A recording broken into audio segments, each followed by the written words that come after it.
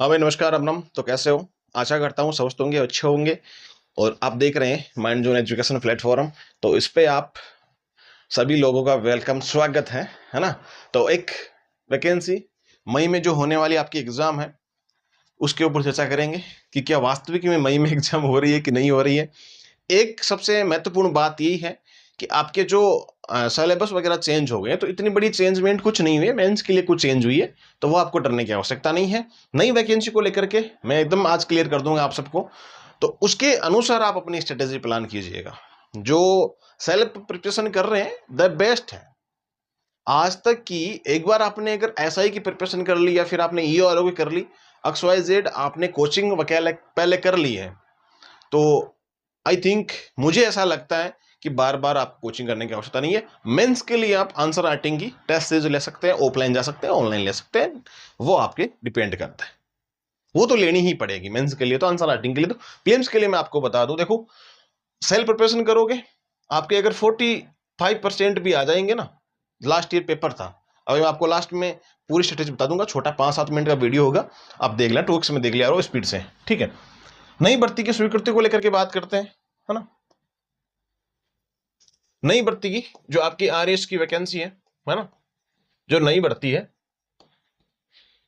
इसकी स्वीकृति को लेकर के बात करते हैं। पहले तो जितने भी एस्पिरेंट है अपना आरएएस जो माइंड जोन टेलीग्राम चैनल है वो ज्वाइन कर सकते हैं, वो व्हाट्सएप चैनल भी ज्वाइन कर सकते हैं, माइंड जोन एजुकेशन, ठीक है।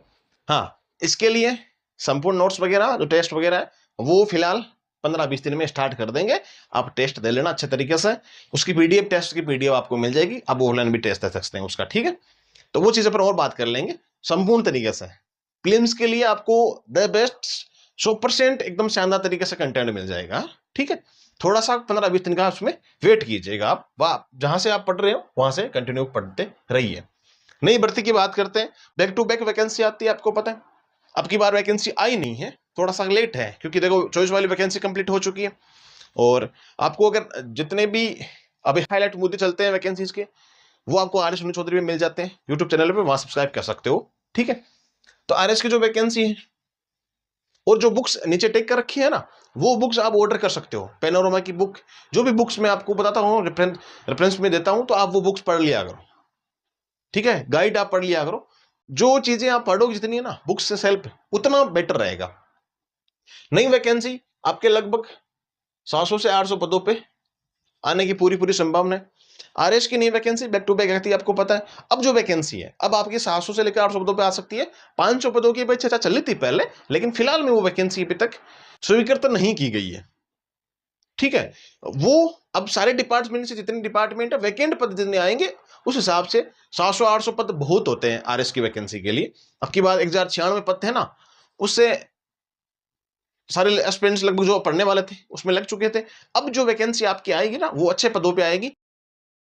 जो भी बुक्स आपको मैं प्रेफर कर रहा हूं, ये बुक्स आप ऑर्डर कर सकते हो, ठीक है। ऑर्डर करके आराम से घर बैठे ऑर्डर कर लेना, वहां से पढ़ सकते हो, कहीं मार्केट जाने की आवश्यकता नहीं है आपको।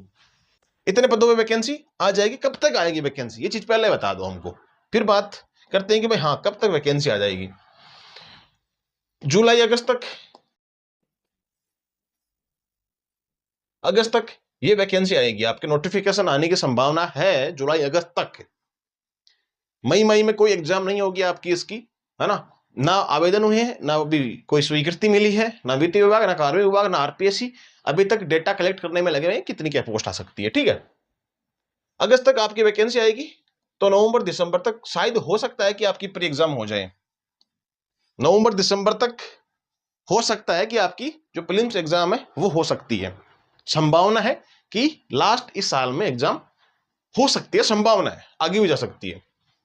फिर मई जून 2027 में आपकी इसकी मेंस की एग्जाम होगी। मई जून की बता रहा हूं, लगभग एवरेज 1-2 महीना के बीच मान के चलना, ठीक है। प्रीलिम्स की, मेंस की आपकी सारी चीजें मैंने आपको बता दी है। मेंस का, प्रीलिम्स का, नई भर्ती का जो भी है, 18 साल आप, सॉरी 21 साल आपकी हो चुकी है, आपकी अपेयरिंग चल रही है या ग्रेजुएट हो गए हैं आप, तो आवेदन कर सकते हैं। दिखता हूँ आपको 40 साल है जाए, और इसमें कोई बीएससी एम वो बीकॉम वगैरह आपने कर रखी है, सब एलिजिबल है जिन्होंने स्नातक कर रखी है, ठीक है भाई। योग्यता वगैरह, आवेदन वगैरह मैंने आपको सबको बता दिया है। जुलाई अगस्त तक आपके आवेदन शुरू हो सकते हैं। अब देखो सिलेबस की थोड़ी सी बात कर लेते हैं। प्रीलिम्स के लिए हिस्ट्री, आपकी ज्योग्राफी, पॉलिटी, इकोनॉमी, और देखो राजस्थान इकोनॉमी में ज्यादा आपको पढ़ने की आवश्यकता नहीं है, इको सर्वे आप कर लेना, वो मैं करवा दूंगा, 100% आपको मजे हो जाएंगे, कोई दिक्कत वाली बात नहीं होगी इको सर्वे में राजस्थान में। पॉलिटी हो गई, ज्योग्राफी हो गई, हिस्ट्री हो गई आपकी, ठीक है। फिर आपके साइंस टैग हो गई, ये थोड़ा सा साइंस टैग वाला करंट का पोर्शन ज्यादा पढ़ना आपको, अभी से इसको स्टार्ट करने की आवश्यकता नहीं है मित्र, है ना। जो आपके साइंस टैग है ना, अभी से इसको कंटेस्ट करने की आवश्यकता नहीं है, करंट के इश्यूज ज्यादा पूछ जाते हैं, 90% करंट के इश्यूज में आते हैं, 80 से 90%। तो करंट के इश्यूज आपको बाद में पढ़ने अंतिम समय में, तकरीबन आपकी मान लो कि एग्जाम हो रही है 6 महीने बाद, आपकी एग्जाम हो रही है, लास्ट के 2 महीने में आपको ये कवर करने हैं। करंट अफेयर भी आपको लास्ट के 6-7 महीने 8 महीने का पढ़ना है। रीजनिंग और मैथमेटिक्स की जो आती है ठीक है, मेरे जैसे नहीं आती तो छोड़ो उसको, कोई लोड लेने की आवश्यकता नहीं है ना। जिनको मैथमेटिक्स रीजनिंग नहीं आती है वो स्किप करो, कोई समस्या नहीं है। रीजनिंग इतनी हार्ड तो नहीं आती है, अगर 10 क्वेश्चन आए तो आप 8 क्वेश्चन तो आराम से करके आ जाओगे। जीके का पेपर इतना शानदार आएगा कि आपका रेशियो अगर 50% भी हो रहा है ना, 150 क्वेश्चन में से अगर आपके खींच के अगर 70 क्वेश्चन हो रहे हैं ना, तो मजे है लास्ट वाले पेपर के हिसाब से बता रहा हूं, जनरल ओबीसी कैटेगरीज के अकॉर्डिंग। 150 क्वेश्चन आपके इसमें आते हैं, ठीक है। 200 मार्क्स का आपका पेपर होता है, और आप 1/3 इसमें नेगेटिव मार्किंग होती है, ठीक है। 3 घंटे का 180 मिनट का आपको टाइम मिल जाता है, 10-15 मिनट का आपको वो जो ऑप्शन वगैरह और भरने होते हैं उसमें मिल जाते हैं, फिफ्थ ऑप्शन जो भी होता है, तो वो चीजें इसमें मिल जाती है। तो इसमें मैंने आपको polity, Rajasthan polity, Indian polity सब बता रखी है ना, ये सारी चीजें हैं, तो इतनी घबराने की आवश्यकता नहीं है। प्रीलिम्स के लिए तो बहुत सिंपल, इतना सिंपल है कि लास्ट के 5-6 महीने भी आप पढ़ोगे ना, जो पहली बार प्रिपरेशन कर रहा बिगिनर्स जो है, और मैंने महेश बनवाल वगैरह की बुक बता रखी है आपको, अगर सेल्फ प्रिपरेशन कर रहे हो, कहीं जा नहीं सकते, तो महेश बनवाल की बुक आती है सारी, Indian history, Indian polity, geography की अच्छी आती है उन्होंने, महेश बनवाल की ज्योग्राफी की अच्छी आती है, ज्योग्राफी की बुक ले आना आप, द बेस्ट आती है, ठीक है। और ज्यादा आप अगर हिस्ट्री वगैरह ज्यादा पढ़ते हो तो इतने आपको हिस्ट्री इंडिया की नहीं पढ़ने की आवश्यकता है, कुछ टॉपिक्स हैं जो मैं बता दूंगा, लेकिन ये सारे टॉपिक्स अभी आप प्रीलिम्स में कवर कर लोगे ना, तो मेंस में बल्ले बल्ले, फिर आपके मेंस में बल्ले बल्ले। मैथमेटिक्स को और आपको रीजनिंग को छोड़ के बता रहा हूं मैं, इतना तो आप ही जानते होंगे, जो मेंस का पोर्शन है अपना वो कवर हो रहा है, वो इन्हीं में कवर हो जाएगा आपका प्रीलिम्स में। और इतना कंटेस्ट कर लेना है कि प्रीलिम्स में आपको इतना गजब तरीके से याद हो जाए कि मेंस में सिर्फ आपको आंसर राइटिंग करनी पड़े, है ना। मेंस में सिर्फ आंसर राइटिंग करनी पड़े, फालतू की लोड लेनी नहीं है यार, छोड़ो, अपने को आ रहा है प्रीलिम्स के लिए जो प्रिपरेशन की थी वो अपने को मेंस के लिए आ रही है, डरने की आवश्यकता है फिर। और मेंस के आपको पता है 4-5 महीने मिलेंगे, तो उसमें दबा के क्या करना है, 300 नंबर तक का जुगाड़ करना है, ज्यादा कुछ नहीं करना है।